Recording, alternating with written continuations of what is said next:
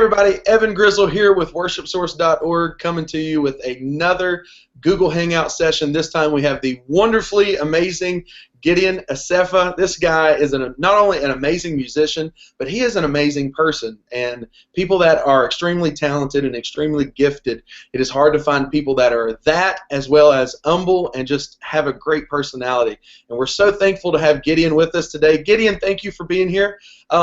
So we're going to start out with a couple of questions. We'll lead in, and then we'll go to maybe a couple audience questions, hopefully if people are getting interactive toward the end. So the first question I want to start out with is, what style of music did you grow up playing the most, and what style of music do you most like to play today? Okay, yeah. Well, today, really what I like to play is more like a contemporary Christian music. That's really like my default. Okay. Yeah, I actually grew up listening to movie soundtracks. Now, I didn't really play piano a lot growing up, especially like at the church I went to. It's in New York, Pastor Doug Davis. They were stacked, man. They had everybody, you know. So really, I love playing really actually video game music. If I heard a song, even on commercials or anything like that, I would try to go to the piano and try to figure it out. So when I started really getting into church music was the rebirth of Kirk Franklin. That was my first album. So yeah, and so really after that I started listening to the Hillsong. That was like early 2000s is like when they started picking up and stuff. Right. And I think I missed the gospel, so I had to like reach back and kind of reach the good stuff like the Fred Hammond and the Marvin Winans and BB and CC, so reaching back. But like my favorite type of music is movie soundtracks. Like that's my favorite. That's amazing. Yeah, that's amazing. So when you look at playing playing the piano, and you say that you love playing the movie soundtrack style music. So when you play the piano now, what style do you tend to play when it comes to worship music? Because I know you said you had to reach back for like the Fred Hammond type stuff, and then knowing that you play that, I don't know what even the name for it really is, but like that like that epic music kind of thing. Exactly. Yeah. How do you approach certain genres today? Like, because modern worship's, like you said, huge with Hillsong, Planet Shakers, and things like that. But you have the gospel elements that you're obviously bringing in. But then, how do you like approach if someone is doing Southern gospel, they're trying to do like a Crab Family song or something random like that? How do you approach the different genres? Okay.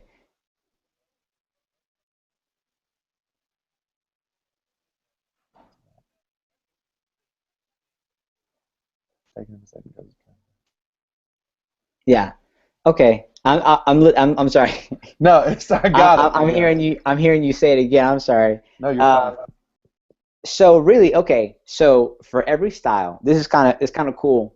Now, being that I love playing movie soundtracks, okay, that's like I kind of look through all music kind of through that lens. But let's say if it's Southern gospel, or if it's traditional gospel, or if it's even contemporary, I would look at the foundation of that style, and I would say, okay, well, what's the building? Like, what makes this, because everything's based on chords. Why does Southern gospel have a different kind of flavor to it? So I really have to do it song by song basis. I got to do the song, okay, because of a song like, let's say, oh, what singing. Oh, like I can't play that song like I would play Our God. I can't do that because that's incorrect. So I need to go back and because my default is in modern worship would be contemporary Christian, I would need to spend extra time practicing that style. And if I can't get it for the Sunday service, I would need to say, okay, I need to pick a few elements and like let the people know that, hey, I'm trying to do this Southern gospel song. So I might not get it initially. Same thing with black gospel. I might not get it initially, but I'm trying to reach and try to do some of the elements of that style. So this way the congregation understands the style. So yeah, that's really, but my default is contemporary. So like, background music, like it's always going to go back to that, because that's kind of like my default. But with the movie soundtrack idea, what it helps me do is like understand the dynamics of like, okay, of a Southern gospel song, or kind of be able to see more than just what you're hearing.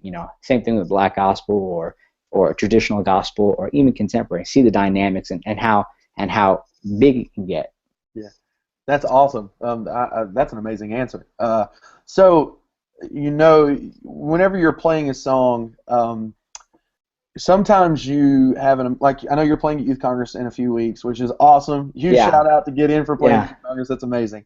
Really excited about it. Yeah. Exactly. So that's great. I'm gonna be like, I know that guy. I know that guy playing up there. So when you play a song on the piano, do you feel that you cater your playing to the song or to the band you're playing with? Because I know going to Youth Congress, it's amazing musicians they select from all over the country. Do you feel that you cater the way that you play to the song or to the band that you play with? Because I know most bands in most churches, they aren't blessed with Youth Congress style talent at every position. So do you cater to the band or to the song? Yeah. Well, okay, so that's a great question. Okay, so it depends. Okay. Now, I'll try to give you this answer and you'll kind of see where I'm coming from. So if I were to go to a church that I've never been to before, let's say if we're going to do song, like I'll reference Our God, okay? Everyone knows that song. You could always say, okay, well, this is how they played it on the album. And if you just kind of show up and you say, hey guys, let's do Our God, and everybody says, okay, yeah, let's play it. Everybody knows it. Everybody's gonna the band and that certain city, that certain church is gonna have a sound to it. They're gonna have a sound. It's gonna sound different because of the instruments that they're playing, because of the sound system, and because of the style that those individuals listen to. So it's not gonna sound the same. Like at Youth Congress, everybody, our only reference is the actual recording, and what we've done is we've actually sent the stems of the multi-tracks to everybody so they can listen to what they're supposed to cover for every song. So we're going to try to do as close to the recording as we can as our only reference, because we don't have like time to practice with each other until the week before. Right. But at a band, if we go to a church, I would say, hey, listen, let's do it like this. Let's see what it is. I don't, because really what it is the most important thing is to facilitate worship. So if at that church, if that's the way that they play it, then that might be okay for their situation, to help them try to understand about, like, because really what everybody does is, hey, I'm gonna play Our God through my style, or I'm gonna play Glorify Your Name through my style, and so it's gonna sound, it could almost sound the same for certain styles, and so to really break that, you're gonna have to like kind of go down that one-way street and then go back to the foundation and say, hey, what's the difference? That's awesome. That's an awesome answer. Does that kind of make sense? Yes. Yes. Okay. Perfect sense. So, so you kind of cater, I guess, to the band that you're playing with, because I guess it depends on their abilities. Yeah. As a band, which kind of leads us into another question. And I think it'd be a great segue, is what do you do as a band director? Because I know you said you have done music clinics before, but what do you do as a band director? And you're playing with musicians that aren't as experienced as you are, that may lack certain abilities that you may have. What do you do in that situation? Okay. Yeah, that's a great question as well. Now, okay, so now I had my own idea. My experience comes from IBC and working at First Church in Houston, and those experiences has like really helped me grow. And at IBC, there's things called MSAs, where students go out to churches and they they help for a weekend. Okay, Kevin Howard said this to me and really helped me like understand like really what this is all about. Now, we're doing this for church, right? We're doing this for God. Mm-hmm. Okay, so if a musician is a 7 and I see that they're a 7 on that Sunday service, they're going to be a 7. Like, and that's like, but if they're a 4, we want you, as a band director, I'm going to push them to be that 4 for that, for the service, because we're going to give our best to God. That's right. That's what it's all about. So as a band director, I on every position, drums, bass, guitars, I try to listen to what they can do, or a song like Our God, not really hard, but if we're going to do something like Fresh Fire, what am I going to do? I'm going to say, hey, can you do this? Or I kind of see where they're at or how they feel about it, not it's because it's not really just about the music. It's about, hey, can the person could they learn it real fast, or are they can you walk them through it, or can they not? Is this what they're gonna do? Because sure, it's about the music, but you want it to be a win for everybody as well. Right. So you can't it can't just be about, hey, this is just technical. It's just you need to get this note, you need to land the run. I mean, sometimes, if I was at First Church, we might do a run, the run at the end, if we praise your name, da da da da da da da. It's two different runs, right? So we'll do it, and if anybody makes a mistake, we gotta do another 3 times, da, da, da, and everybody does it. So we just roll the click and keep on going.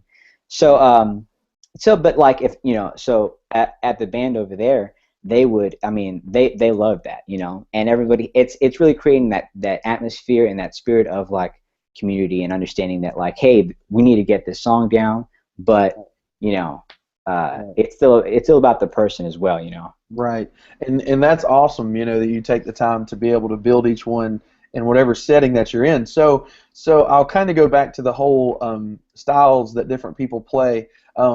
Being from the South, there are a ton of different styles of music: bluegrass, Southern gospel, a lot of different things. And what do you do to help musicians that play a certain style? And they may be amazing at bluegrass, but like you say, when they try to play Our God and make it sound like Chris Tomlin or Israel Houghton, it just don't come out the same. What do you do to people that tend to play a certain style?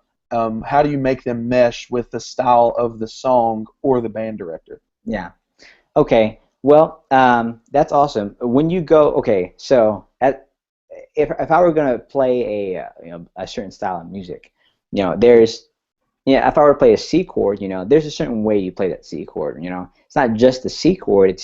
There's other elements involved, right? Especially through time and through the song. Okay, a certain style comes from how you play that chord or the variation. I was thinking about reggae music and how they do the cymbal hits and how the upbeats and stuff. That's just a different style.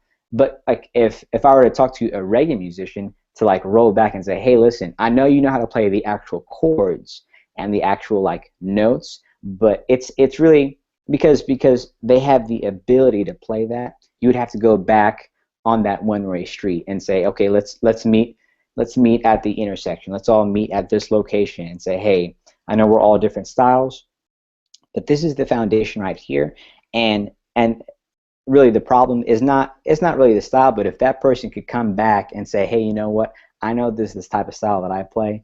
If I could bring that person as a band director back down that one-way street to say, hey, let's strip the style. Let's say, even if it is Southern gospel, let's remove that style and let's for example, let's say to be able to play on the bass, just quarter notes, boom, boom, boom, boom, boom, boom. If you play Southern gospel, you can still play that. Your ability level exceeds the requirement for that song. So to be able to cover that, would just be able, as a band director, to bring them back and say, hey, you know what, I can do that. And as a band, and to really encourage them, because even though they might like to play something, do a Southern gospel song, but on that song, bring them back and say, hey, this is a lot easier than what you can do.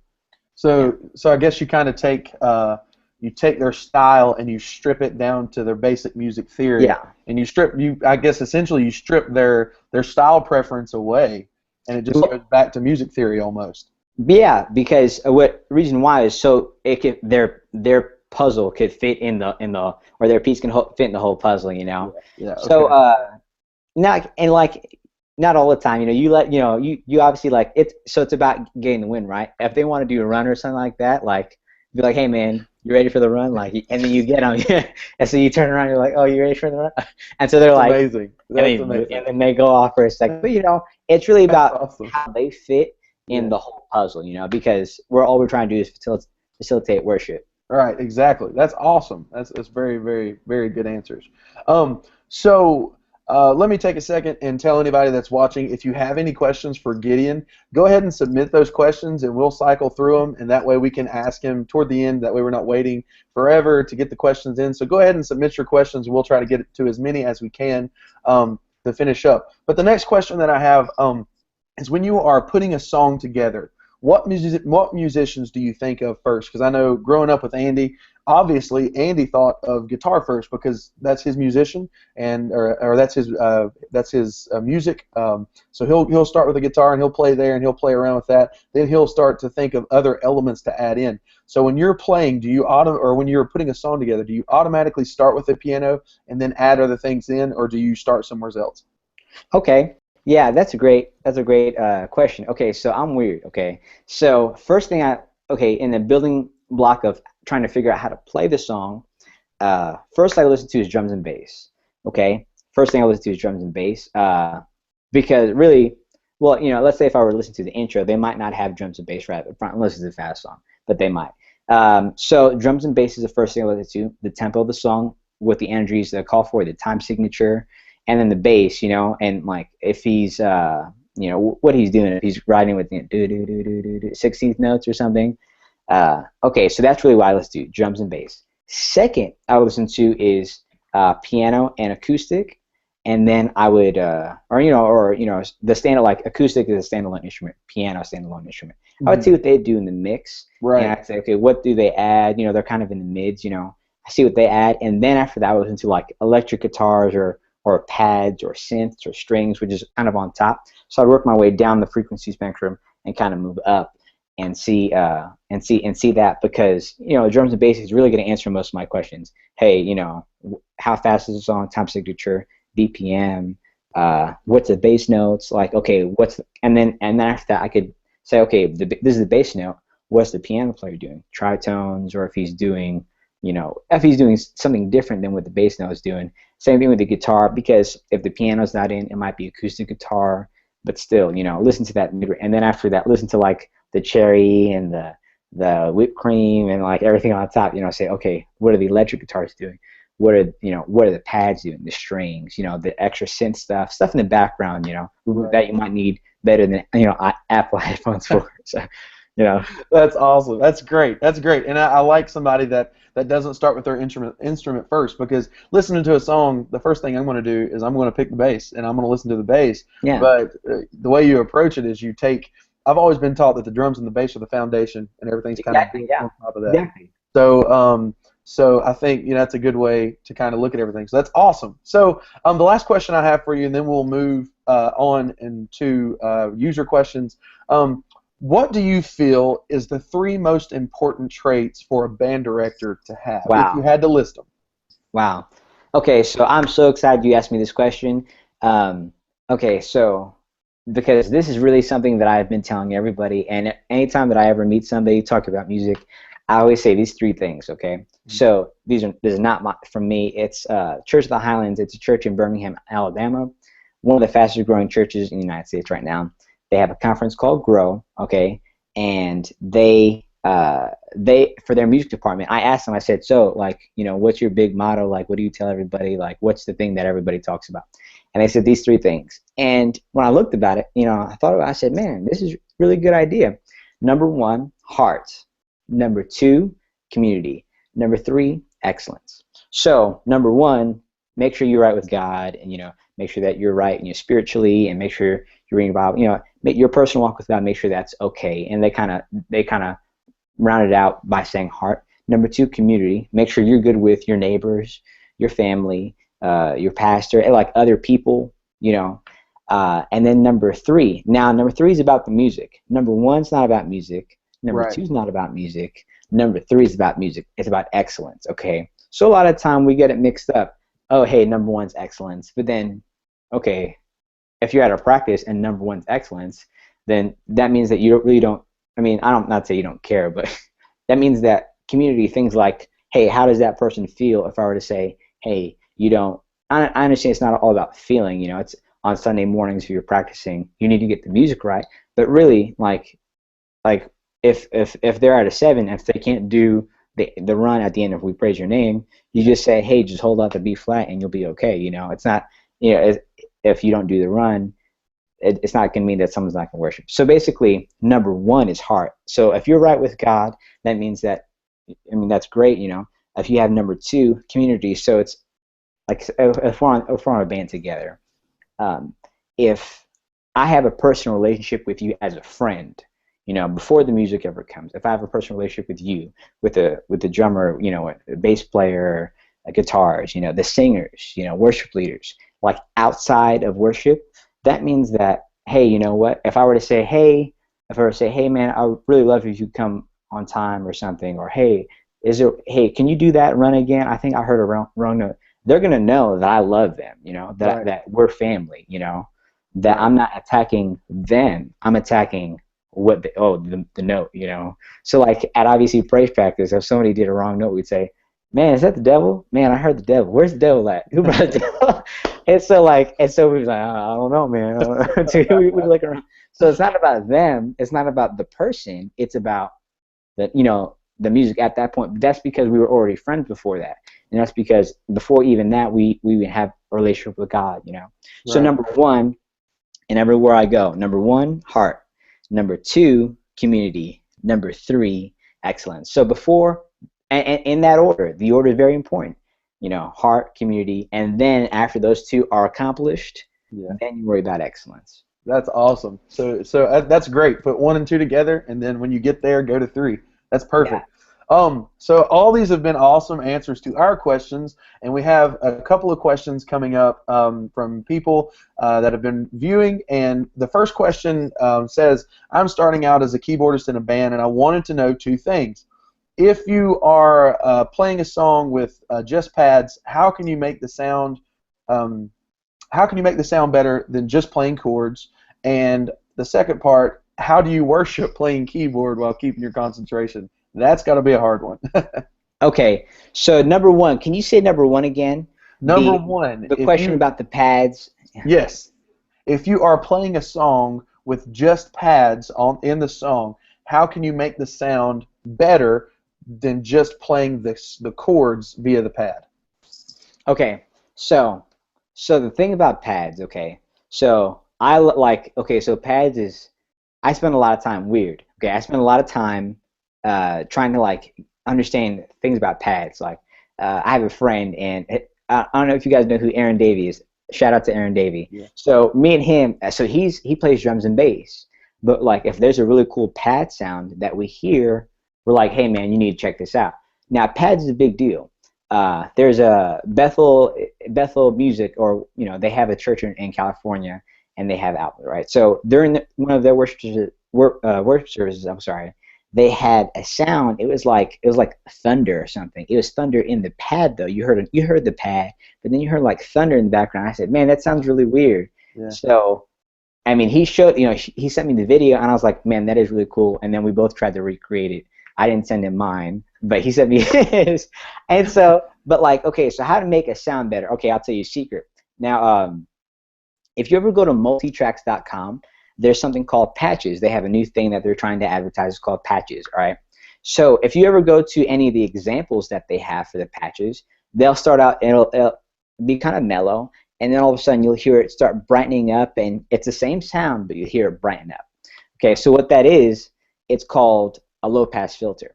So a low-pass filter on a pad will basically take the highs out, and so when you roll it off, the little knob, when you roll it off, it'll just basically take the highs out. So you can make any bright pad turn into a soft pad.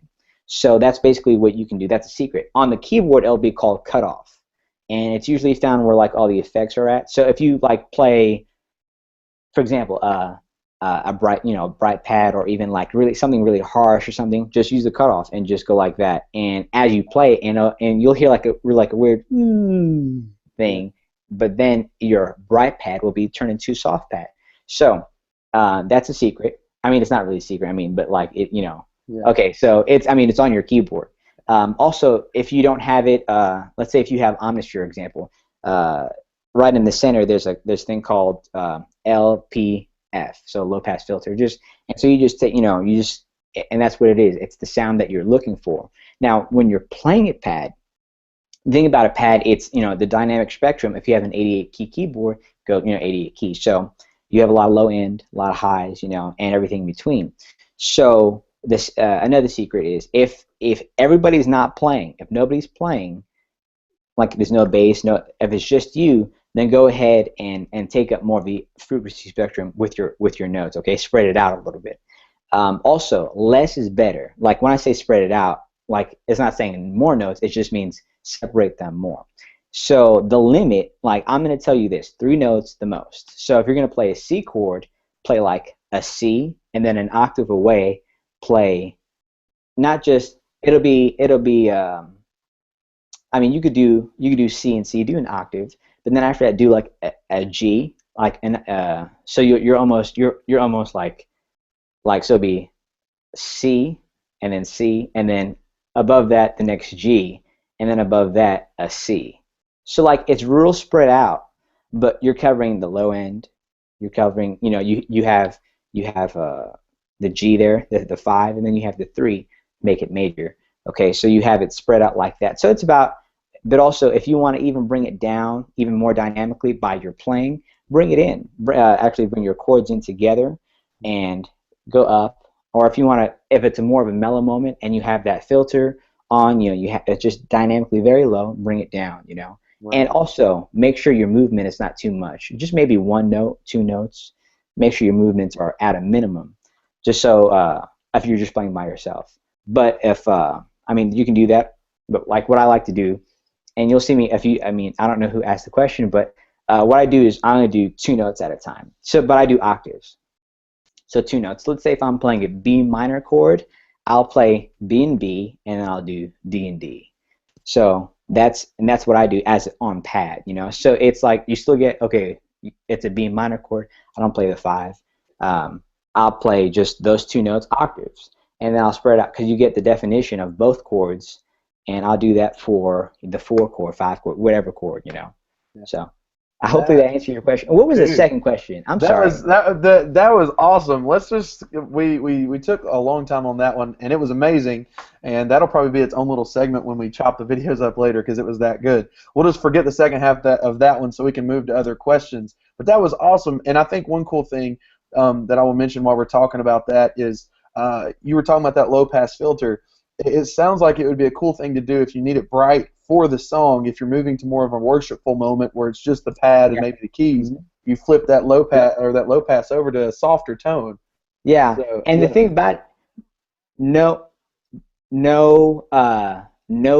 soft pad. Don't ever use a soft pad again. Right. Just use bright pads. That's it. Because what it is if you go and you listen, if you're in a song and if you want to have those dynamics on a pad, let's say if it's a big, the bridge and it's like everybody's going in, if you're on a pad, your dynamic range is limited. So you get a bright pad and you only use bright pads and you cut off for the intros. So as a second keys player, it might be a little more difficult. You just need to get used to it because on those big moments, it'll be like huge, and then at the end of the song, you want to drop down. Just use the filter and just come down. Yeah, it's a good tool. That's very killer. Very cool. Okay, so next question. It was a 3-part question. The next question is, so I'm just going to take the last part because I feel like it embodies the total question. And that question is this: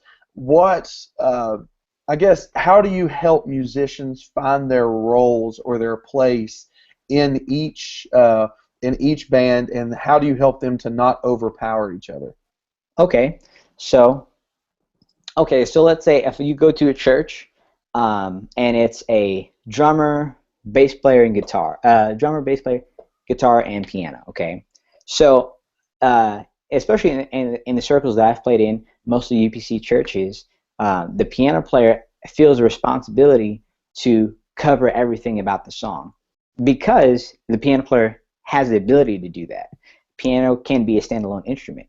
So piano, because it's a percussive instrument, you can create the tempo, you could create the bass notes with your left hand. You can even play the vocals with the chord that you're playing with your right hand. You can even play the melody if you want, like as they're singing it. So really, the piano player has to really, like, I feel like being that I'm a piano player, you could really do too much. So you really need to step back, especially let's say if you have a bass player. Bass players are very, to me, I believe they're one of the most, and the drummers as well. That's why I list them first.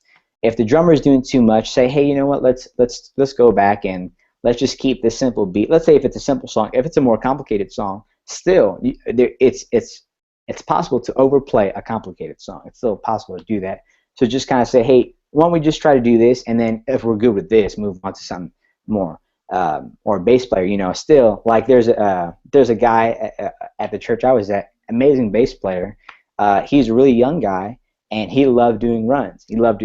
And like his notes, like the placement of the runs would be great, but I'd say, hey, you know, it's not really cool to do that. But sometimes it is, and so we'd be like, hey, you know what, you should do it right there. Do a run right there.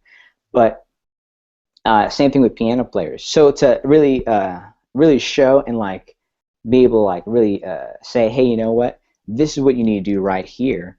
And the thing about it, why it's so important to have like number one, heart, number two, community, is because if they were to say, hey, you know what, I'm going to listen to you as a band director, and be able to say, hey, I think this person knows what he's doing, and say, and for the help, you know, if I were to tell the bass player to say, hey, I need you to do eighth notes at this point, he'd say, you know what, I'm going to do the eighth notes at that point, even though I want to do a run. So it's really helping communicate those differences. And so like on a song, like, you know, building dynamically, everybody needs to build together, you know. It's not a show, you know, it's not a solo thing. We're all going to play the song together, you know, dynamically. So right. Yeah. That's very awesome. Very awesome. So the last question we have, and then we'll bring this awesome session to a close. And it's a pretty cool question, and we're going to have to get you to come back and do either a video or an article all about Ableton and using tracks, because a lot of churches are moving into using tracks. Some churches now are just now starting to use loops. But this question concerns tracks, and it says, do you typically use tracks for every song of your worship set, and do you build your worship set list around those tracks? Okay, so that's a great question. Okay, now you kind of, okay, so this is, I'm about to open a can of worms. So Ableton, I do use Ableton for every service that I'm a part of. If you know, if you can, you know, at IBC, you know, mostly when IBC went out, they did concerts. So everything is going to be on click track. Everything is going to be able to do tracks. But during worship service where you don't know what's going to happen, okay, I love to use clicks for everything. Even if the song has already started, I'll bring, like I was at Indiana Family Camp this past week. Even if the song has already started, I'll go ahead and bring in a click as the song is going, because it'll keep everybody together. Even if it's not the correct BPM of the song, that's fine. You know, a click, I like to have a click for every song. Just it'll keep the band tighter. Okay, creating worship sets. I like to have tracks, full tracks for every song. But this is, and if I could tell, I mean, this would be like the number two thing that I would tell every worship team. Ableton is a tool. It is not something. It's not a crutch. Okay, yeah. So I spend a lot of time trying to make sure that you can, as a worship leader, I like to communicate to worship leaders. Hey, we're going to follow you to the ground. Okay, whatever you want to do is what we're going to do. Ableton is a tool. Like, it's not, if the song is canned, obviously when you get songs, they're canned. But in Ableton, you have the ability to easily go from, not easily, but I mean, it spends a lot of time. But like, once you get it all set up, it's easy. Yeah, it's just a button you press. After, like, you know, if I'm going to follow the worship leader, it's say, hey, you do whatever you want to do, and for me, I'm going to follow you. A good example, Indiana Family Camp this past week, the worship leader wanted to do Kingdom Come, right? So I have the track for Kingdom Come. It's all separated, and I have it all partitioned. Okay, just because I have the song partitioned, that's not the end of the game. I have the song memorized. I have the song, like, every order. I know what everyone's doing. I know where the bass drum is. I know what the drum is doing. Now, reason why it's like that is because of this reason. Because Ableton is a tool, okay? If the worship leader wants to go to a certain part of the song, or, you know, and I'm also, like, gauging what he's doing. And the only reason why I would want to do this is because I feel like Ableton is such a great tool that it can help the sound so much. I took the time to, you know, memorize the song and say, hey, this is what the bridge is doing, and dynamically, if the vocals are going to do 3 parts, that means that I have to do the third bridge and not the second bridge, because the second bridge, vocals are in unison. So, like, you know, I have to know the song inside and out. But Ableton is not a crutch; it's a tool. Yeah. So if like, I would encourage people to spend the time to make sure that they have things partitioned, just to get that sound. I like using loops. Loops are great because then if the worship leader says, "Can I do the bridge again?" I'm like, "It's a loop. Do as many times as you want." I just loop segments, as many times as, I just basically infinitely, and I'll just press the space bar to stop the song, or actually have this thing. It's called a nano controller, so I could fade the loop in and out, but the click will still be going. So like, especially that's very important during altar calls, because when you're in an altar call situation, if the pastor still, it's a very delicate situation. Altar call, from when he's about to finish to when people are in the altar praying, it's a very delicate situation. So what I'll do is, if I'm one of the first people up, I'll get a click. If I know the song, I'll get a click and I'll let it go. I'll let, if the piano player doesn't want it, it's fine. But I'll start the click. Then and there's a loop going, but like the volume is down, or I'll send it to the click side to see if the loop is okay, or and I'll have like 2 or 3 different loops for the same BPM for dynamics. Like I'll have a low dynamic loop, a medium dynamic, and a big dynamic loop. For some songs like moving forward, for example, that's a good song for a dynamic loops, but have the click kind of going, so when people start getting plays, they hear the click already going. So if they want to do like extra, accents or whatever, they can do that. If they want to, preach behind the preacher, on their instruments and kind of help them out, they can build. But they're still on the click though, so it's kind of cool. And as altar call goes up, I could bring the loop in. But Ableton is a tool. It's not a crutch. So if people want to, I'm never limited to say, oh, we can't do that song because we don't have a track for it. I don't say that. I say, we have a band here. They can learn the song, and we have people here. But yeah, I use it as a tool. So yeah, hopefully that answers your question. No, that was awesome. And we just got a few minutes left, so quickly, if you could answer this question for me, this is just something that came into my mind while you were talking about that. What do you do if you are doing a song, like I don't know, moving forward or something like that? It's got 4 guitars in it, it's got 2 sets of pads, it's got an organ, it's got all these different instruments that are in there, and then we want to go back into the song, but you don't have it set up on your track. What do you do in that situation? Do you just kind of say, well, we can't go back into the song, or do you find a way to make it work through Ableton in the moment?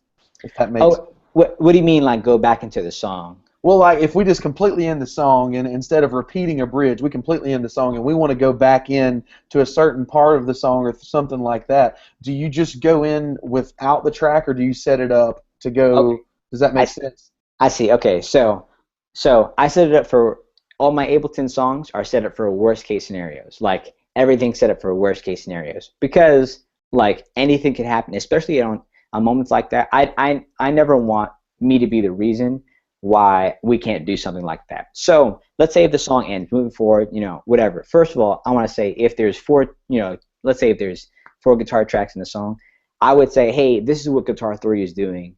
Can you play that? Or hey, this is what guitar 1's doing. Hey, do you want to cover this? Oh yeah, I'll cover that. Like the guitar player for Indian Family Camp. For the beginning of A Kingdom Come, I said, hey, can you play that? He's like, yeah, I got it. And so like I just got out.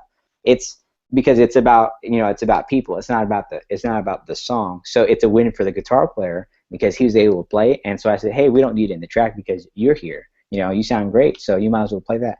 But what I would do, let's say if we're trying to go back into moving forward, let's say the song, end of the song, right? End of the song, I would solo the click, let everybody say, hey, this is what we're going to do.